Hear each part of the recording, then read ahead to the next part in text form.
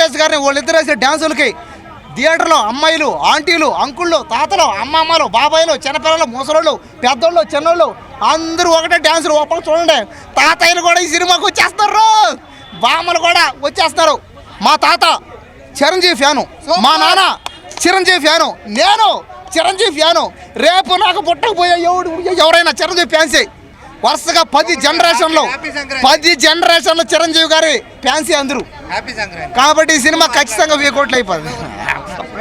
మన శంకర వరప్రసాద్ మూవీ ఈ సంక్రాంతికి గిట్టు కొట్టింది, దేనికి తిరుగులేదు. ఇంకా 7 సినిమాలు వస్తున్నాయి. ఈ సినిమా మాత్రం చాలా బాగుంది. కామెడీ కానీ ఫ్యామిలీ మూవీ, ప్రతి ఒక్క ఫ్యామిలీ చూసే మూవీ అంటే మన Shankara Varaprasad. Twinkle little star ఇట్టు కొట్టాడు మెగాస్టార్. ప్రతి ఒక్క స్టార్లు వస్తుంటారు పోతుంటారు, మెగాస్టార్ లాంటి స్టార్ మాత్రం రాడు. అబ్బా ఏమి ఫైట్స్, ఏమి లుకింగ్, ఇందులో సాంగ్స్. వెంకీ గారి ఎంట్రీ మాత్రం అదిరిపోయింది అసలు. ఇందులో ఒక సాంగ్లో అనిల్ రావుపూడి గారు వస్తారు. అనిల్ రావుపూడి గారు ఒక హీరోలా ఉన్నాడు. అనిల్ రావుపూడి గారు కంగ్రాచులేషన్స్, ఎందుకంటే మళ్ళీ ఇట్టు కొట్టారు. ఇలాంటి ఇట్లు మళ్ళీ కొట్టాలి మీరు. మళ్ళీ సంక్రాంతికి మళ్ళీ ఇట్టు కొడతారు. మీకు సంక్రాంతి పండుగ మీకు చాలా కలిసి వచ్చింది. ఇలానే మీరు ఇట్లు కొట్టుండాలి.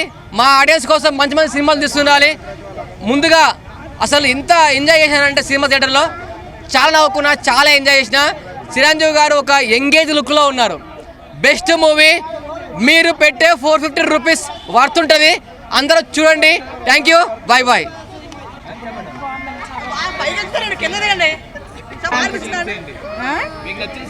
అన్ని సీన్స్ బాగున్నాయి.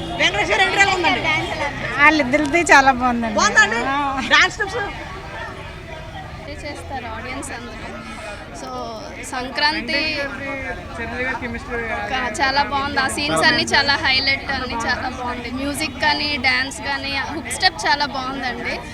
సంక్రాంతికి ఆ ఫ్యామిలీ ఆడియన్స్ వచ్చి బాగా ఎంజాయ్ చేస్తారు మూవీ. అంటే లాస్ట్ ఒక 4-5 ఇయర్స్ నుంచి అసలు మనం చిరంజీవి గారి కామెడీ కానీ డ్యాన్స్ కానీ, మన లాస్ట్ ఒక సైరా కానీ, గాడ్ ఫాదర్, ఆచార్య ఇవన్నీ మిస్ అయిపోయాం.